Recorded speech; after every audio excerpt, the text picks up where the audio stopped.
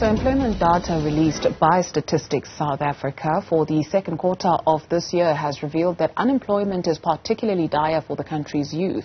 The number of people between the ages of 15 and 34 who are not employed, studying or in training has climbed to close to 5 million. So what can be done to help these young people? Well, we're joined now by Anastasia Machobane, founder and CEO of Mashobane Advisory Services, in terms of a mentorship program that they have launched and are championing. Thank you very much for availing yourself on this Sunday. Thank you so much for having us over. So, mentorship, what are we talking about and why is it important? Mentorship for me is a journey that somebody with experience takes with somebody without experience and assists them through the path of life. It can be assisting them to decide on careers if they're in high school.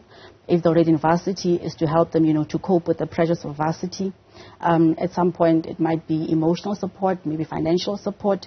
And for people who are working, youngsters that are already in the work environment, is to help them deal with issues such as imposter syndrome, which is one of the areas that I think most young people struggle with. I also struggled with that at some point, So it's to use our experience as older people, more experienced people, and also professional people to guide the youth in certain areas of their life. So for me, in a nutshell, it's just that being that guiding light, for somebody who needs that. What's the imposter syndrome? Imposter syndrome is when you are in a position or, when you're doing work and you start questioning whether you're actually ready for that kind of work. For me in particular, it was triggered by a toxic work environment. Where your credibility and your capabilities are questioned. Then you start believing it and you wake up, you're like, maybe I'm not as smart as I thought I was, and it just triggers so many things in you, like anxiety, and just a self-doubt. And I find that most of our mentees actually struggle with that. And because I've walked that journey, it's easy for me as a mentor, to help them to deal with it, but also to call it out and to deal with it, because you cannot go around it. You need to go through it and feel the emotions, but also just to get your self-confidence back and say, it doesn't matter what other people think of me, it matters what I bring to the table. And also just to cope psychologically, especially if you find that they're youngsters with their first jobs, being in a very hostile environment. Yeah, because what you think it's you, right? Yeah, you wake up, you're like, whoa. Yeah. Absolutely. So is this what gave birth to the mentorship program? I think in a part, yes, but what gave birth to the mentorship is Michelle Carolus. She was my boss at some point in my life. And she decided when, my term with her ended, she says, I'd love to continue working with you. And I said, but, you can't be my boss anymore, so what are we doing? She said, I want you to be my mentee. I didn't know what it was. That's over 12 years ago. So I said yes. Afterwards, I went and checked the dictionary. I'm like, what the hell did I get myself into? So 12 years later, I'm still her mentee. And really, she sowed a seed that I feel that, even helping me through what I mentioned, the imposter syndrome, and building my confidence, back to where it is right now. So that is what gave birth. She planted the seed, and I'm like, it has really worked for me. It's still working for me. So I'm just going to pay it forward. And that's how the mentorship was birthed. And of course, this is female-led, because there's a number of women that you are working with who are mentors. How important was it for you, or talk us maybe through the selection criteria, right? So you speak of the work that you had to do for yourself in order to show up for this younger generation. How important was it for you to pick people who have done the work, who are also then able to pass on that clear energy, if you will? Yeah. That's very important. So what we do is the Mashobane Mentorship and Training Academy was started as one of our CSIs in Mashobane Advisory Services. So we use the funds that we get, whatever income that we get, to actually run the mentorship. And through that is very important, because this is really my baby, that I really want to roll out into the world, because I've seen the impact that it has on me. And it's continued to have on our mentees. So how we select our mentors, we look for people who are captains of industry. We have nuclear scientists. We have accountants. We've got lawyers. We've got doctors. We have academics, that we select. But mostly it's women that empower other women, that have walked the journey, that know that as you rise, you need to lift. So that is really the criteria, because you do everything from the heart in our company. So if you don't have the heart for people, then really you won't make a good mentor. But so far, so good. We have actually brought in some very good women, but also men.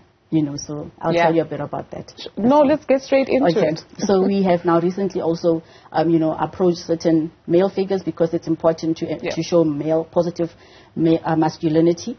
So we have Sian Zimande, who's just recently joined us, and there's also a couple of males that we're speaking to as well, that, you know what, we want to bring on board. And those are people that, you know what, have actually also made their mark, but that also have a heart for community.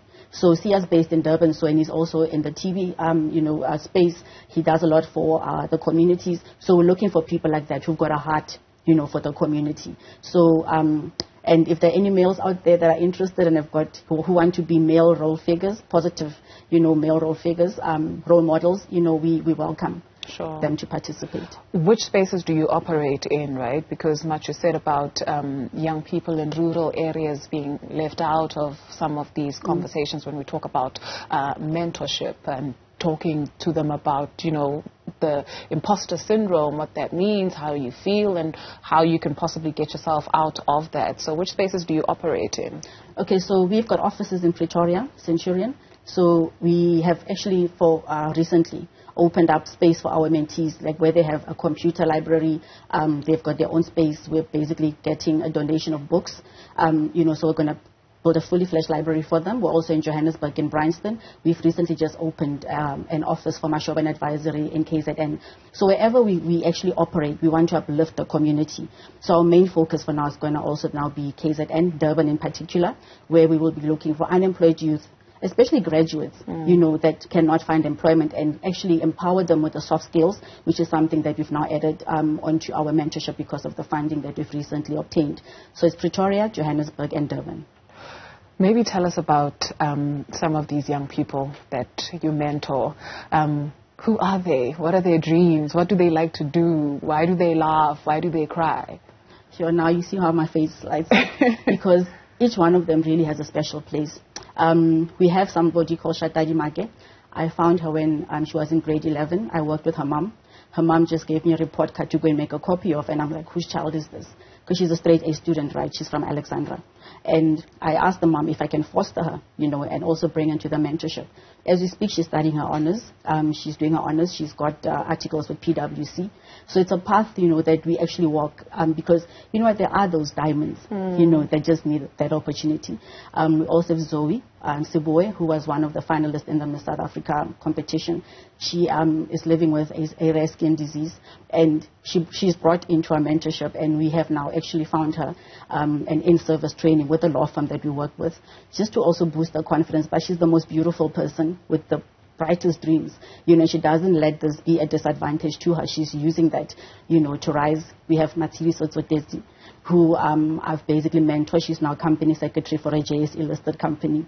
You know, so I've seen the impact, you know, of actually just taking time. It's more about time, you know, like just, you know, making sure that you give a bit of yourself to people. And as a company, like I said, wherever we go into, it doesn't matter that we're not, you know, turning over 50 million. But the little that we have, you know, we make sure that we share it. We're opening our spaces, like I said, through the funding that we've got. We've bought computers, we're buying books, you know, so that people can come into a work environment, you know, just to come and have a cup of coffee, dress up, come have a cup of coffee. So those are just some of the people, you know, that we have managed to mentor. But on our register currently, we've got about 60-something mentees. I've also been on the radio together with my team, you know, making call-outs, especially in KZN, you know, to say, guys, come, these are our numbers. We need more people. You know, because we want to have more stories like that. You know, we just don't have enough time for me to tell you all the success stories, but yeah, there are a lot. For somebody who's looking to maybe come on as a mentor, you speak of Shatadi, Zoe, and Matsidi, so those are people who also pay it forward to other people, right? So what do I need to know in terms of, you speak of time, something that is very important. What do I need to know as a mentor if I want to join? Okay, so what we have, we've got a properly set out methodology. We onboard our mentors. We have a presentation that we take them through. We have questionnaires that they have to fill out every time, you know, that they meet with their mentees. For example, Pat van der Loosrecht is one of our mentors. So what she does is with her mentees, she meets with them, takes them out for coffee, then she'll give us feedback, you know, fill out the form and say, okay, this is what this person, say for example, Sabina wants to do with her life in the next 5 years. So she'll fill out the questionnaire, and from that we can actually work out a path, you know, for those mentees. So there's a strict methodology that we follow. But also, the mentees themselves need to commit. You know, there's nothing worse than giving your time and the person on the other end does not realize that, you know what, these are moms, they're wives, and they are also, industry captains. Yeah. So we actually expect a commitment from both the mentor and the mentees, but our methodology is set. Right. And maybe then tell us what it is that you expect from your mentees. Is there a contract that you get into? And maybe also on the mentor, just a parting shot on that. How much time do they need to invest? So you decide with, Matsidiso to say, okay, we'll meet 3 times a week or we'll meet once a month or... Yeah. For me, like what I've seen with Cheryl, if I need her, I just call her, right? So that's the beauty of a mentorship. When you need somebody, you can call. And say, for example, with Matsiriso in her career, if she's stuck somewhere or she needs to maybe prepare for a meeting or a board meeting, she'll quickly say, ma'am, how do I do this? And I can quickly text her back. So we try to be very flexible, but within that flexibility, there's structure. Because we need to know what the person's 5-year plan is. Some people don't even know what their 1-year plan is. Yeah. So if you see me being an attorney and you're like, okay, how did you get here? Then I can help you to build, like, say, a 1 to 5 year plan. Because to get to where I am, like 22 years later, it really takes a lot of hard work and just heart. And we also expose these mentees to different fields of careers and currently we're rolling out all of this training that we'll be giving to them. So, it's a commitment because we are really passionate about what we do. And I really have seen the benefits of being a mentee. And if they can also just see it through my eyes, I think they will really grab this with both hands. Is there something wrong about not knowing what you even want to do in the next 2 days, right? And not having a plan. You speak of people who, you speak of the importance of having maybe a 5-year plan. And then there are people who don't know what's going to be happening next month, but they know they want to change, but you're just not sure. So